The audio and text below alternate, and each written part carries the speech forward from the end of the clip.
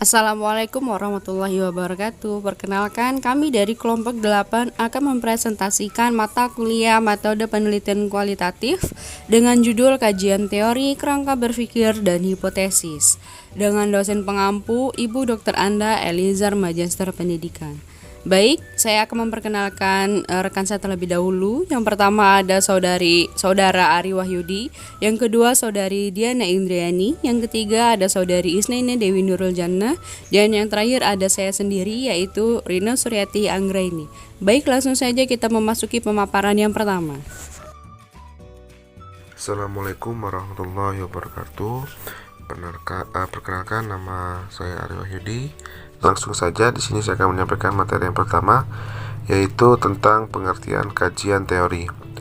Kajian teori adalah segala sesuatu informasi tertulis dan hasil-hasil penelitian yang relevan dengan variabel atau masalah yang diteliti, digunakan sebagai rujukan dalam menentukan masalah dan kerangka berpikir sekaligus sebagai acuan atau landasan dalam penelitian.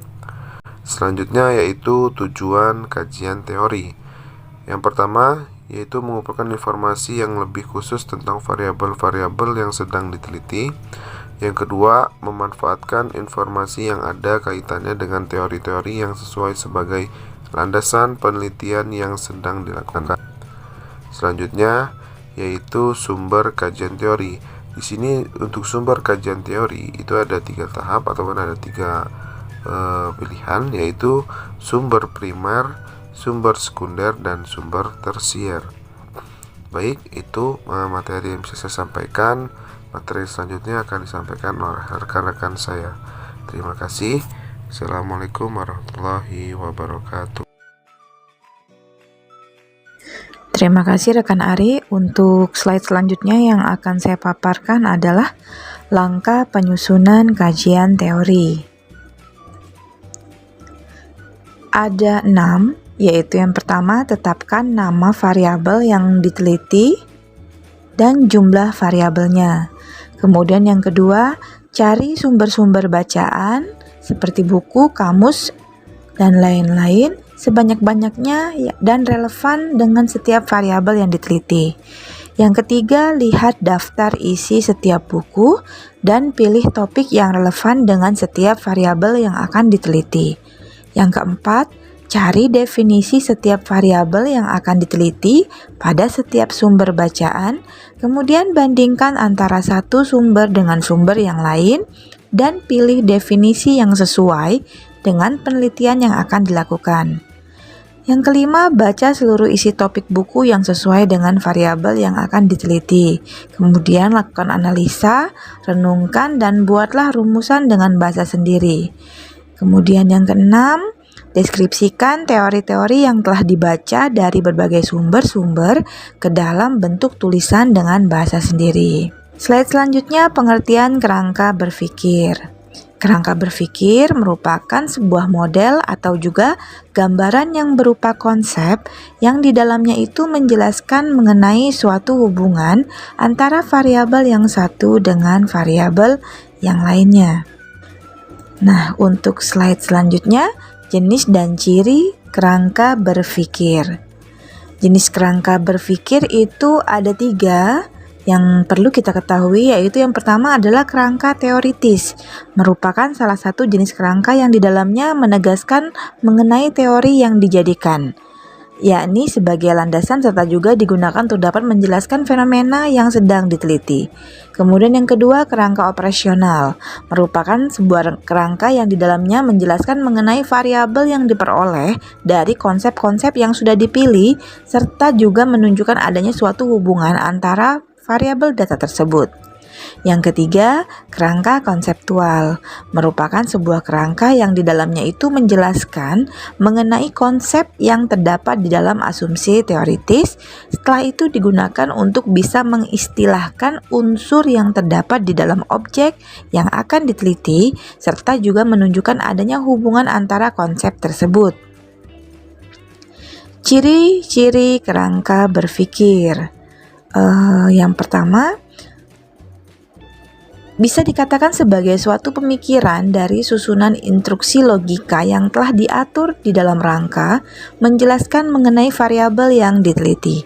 Kemudian yang kedua, kerangka tersebut dibuat untuk bisa menjelaskan instruksi dari aliran logika itu dengan secara sistematis. Yang ketiga, ditujukan untuk dapat memperjelas variabel data yang sedang diteliti sehingga pengukurannya itu bisa atau dapat dirinci secara relevan. Kemudian yang terakhir, yang keempat, di dalam kerangka berpikir tersebut juga harus menerangkan mengenai hal-hal sebagai berikut. Pertama, mengapa penelitian tersebut dilakukan, bagaimana proses penelitian tersebut dilakukan, apa yang akan didapatkan dari melakukan penelitian itu, dan kemudian untuk apa hasil dari penelitian tersebut apabila sudah diperoleh.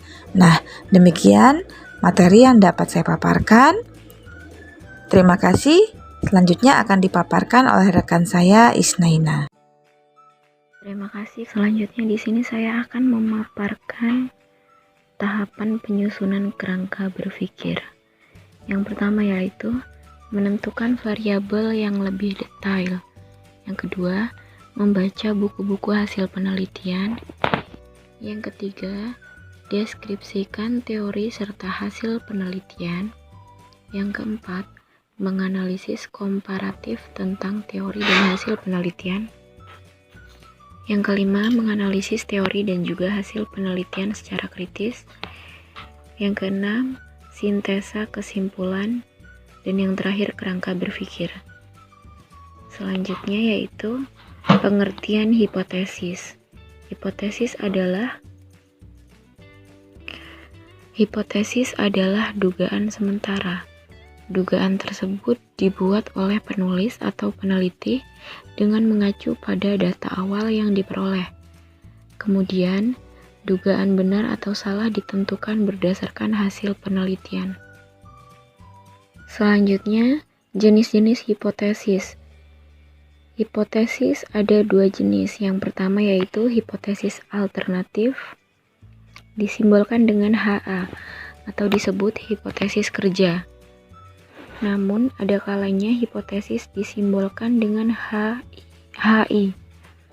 Jadi, hipotesis ini berfungsi untuk menyatakan hubungan antara variabel X dan Y.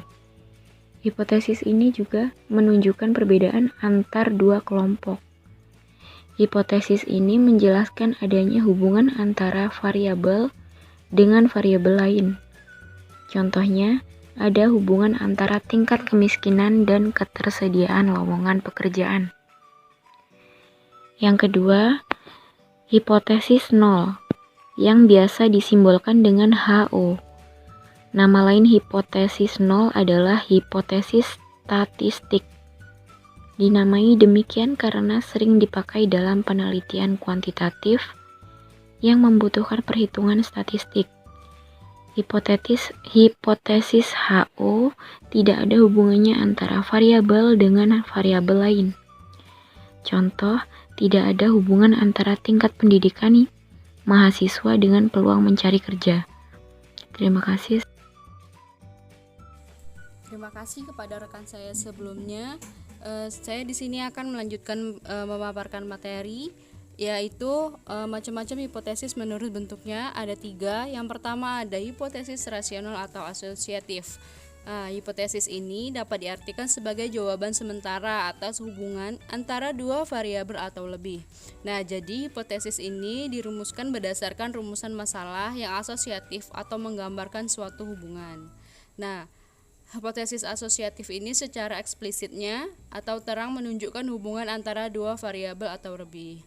Nah, rumusan masalah asosiatif ini yang berhubungan dengan signitif antara rumusan masalah dengan signitif. Baik, selanjutnya yang kedua ada hipotesis deskriptif. Nah, dari hipotesis deskriptif ini menunjukkan hubungan antara variabel yang implisit sehingga hubungan tersebut cenderung tersembunyi, tidak jelas seperti hipotesis penelitian.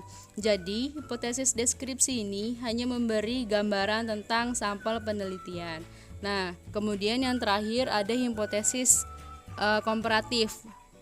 Hipotesis komparatif ini adalah pernyataan yang menunjukkan dugaan nilai dalam satu variabel atau lebih pada sampel yang berbeda.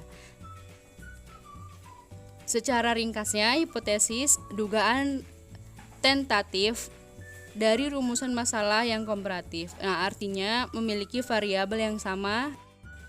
Berikutnya adalah kesimpulan. Kesimpulan dari pemaparan materi ini adalah salah satu tahapan proses penelitian yang harus diperhatikan oleh peneliti adalah menyusun kajian teori. Kajian teori dalam laporan penelitian dimaksudkan untuk mengungkapkan kerangka acuan komprehensif mengenai konsep, prinsip, atau teori yang digunakan sebagai landasan dalam memecahkan masalah yang dihadapi atau dalam mengembangkan produk yang diharapkan.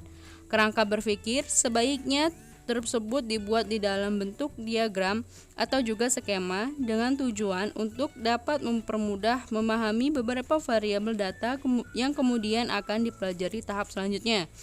Ketika menulis karya tulis ilmiah, maka ada satu bagian yang tidak boleh terlewatkan, yakni hipotesis. Bagian tersebut cukup krusial, termasuk dalam skripsi. Bagian tersebut mungkin tidak sepanjang bagian lainnya, seperti pembahasan atau latar belakang. Meski begitu, hipotesis memiliki peran penting dalam sebuah penelitian. Sekian materi yang dapat kami sampaikan, lebih dan kurangnya kami dari kelompok 8 memohon maaf. Saya akhiri, wassalamualaikum warahmatullahi wabarakatuh.